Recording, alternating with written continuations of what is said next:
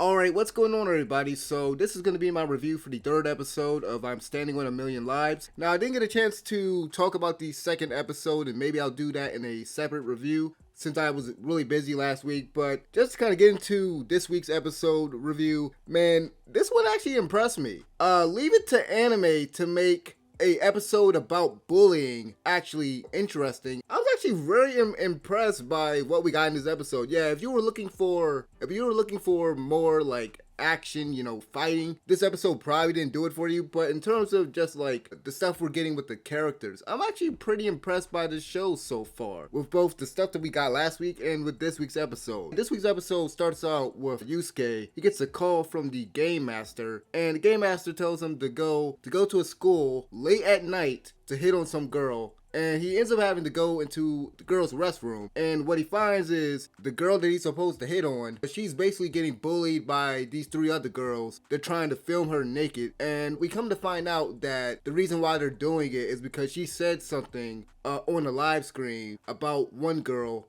that she didn't like. And so in this episode, we got this new character that I don't think they actually say her name. If they did, I probably didn't catch it. I'm just going to refer to her as Magi Purple, I think that's how you pronounce it. So we come to find out she's getting bullied and everything, and she seems to be afraid of the girls around her. There's a lot I liked about the episode. First of all, in terms of the comedy relief, I thought the episode was pretty funny. We have Yusuke smashing the phones because he doesn't want them ending up taking pictures of him and getting him in trouble. And then also the game master, also a detail I left out. Game master telling him you need to hit on this girl, and if you're successful, that will basically affect your chances of being successful on the next quest. And so he ends up smashing the phones and stuff, which I thought was a pretty funny moment. And he ends up walking the girl home and everything. The next day, the girl ends up joining them in the other world, and she ends up getting the class of Fire Wizard. And something that I liked about this episode, so other than the comedy relief, because like I said, the whole smashing cell phones thing, I thought that was funny. Then also later on in the episode where they're fighting these centipedes, these bugs, I thought that the bugs flying on their faces and hitting them, I thought that was funny. I mean, the humor definitely worked. In terms of the show kind of giving us more on Shindo, the new character Magi Purple, you get the feeling that, she's not the most confident, and she even says in the episode that she's trying her best not to be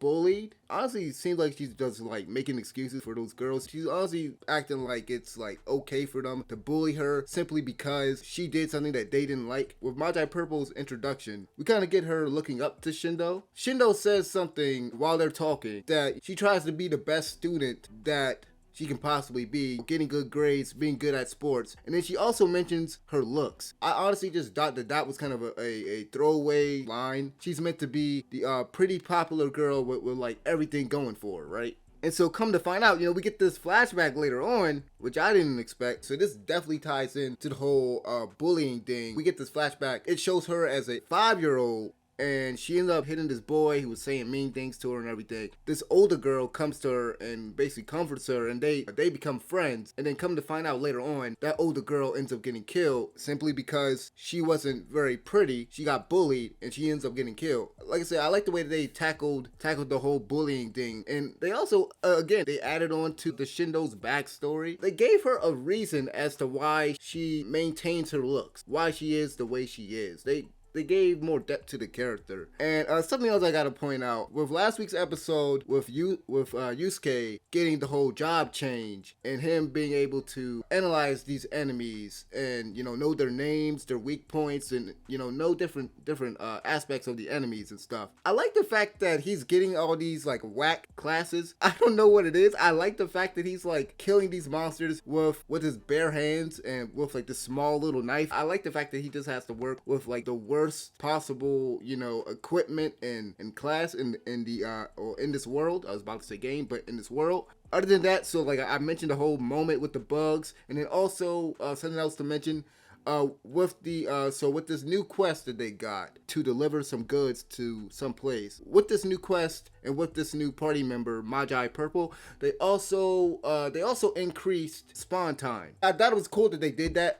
I think what's going to end up happening is like each time they get a new member, they're gonna increase that spawn time, and that makes the game, or that makes the world rather, a lot harder, a lot deadlier for them. That's gonna make things a lot more difficult. Other than that, so I mentioned the funny moments. I mentioned all the stuff with Shindo and the girl, which I thought was pretty good. Oh yeah, so Yusuke. Another thing that I like, the dude is using his head. As we already know, you can't pick up other people's weapons. Yusuke can't pick up Hokazaki's sword, right? So what does he do? Because they have to kill this giant centipede thing. And so what he does is, so basically he guides her hands as she slashes the centipede, and that's how they end up killing it. So like he uses his head. I thought that was pretty smart. I thought that was a good way to circumvent, to kind of bypass that weapon restriction. Overall, I thought this week's episode was pretty good, honestly. I mean, once again, if you kind of like came into this looking for a bit more action, then maybe you probably didn't like the episode. Like,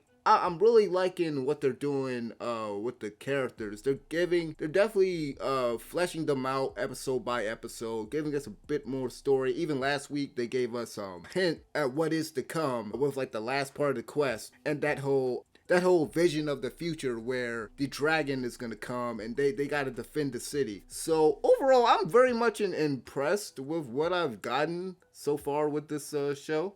And I can't wait to see more. I can't wait to see what happens next week. So thank you guys for watching this review. If you guys enjoyed, feel free to hit the like button. If you didn't like the video, hit the dislike button, whatever. But regardless, thank you guys for watching. And I'll see you guys next week. This has been Fear No Hate. I'm out of here. Peace.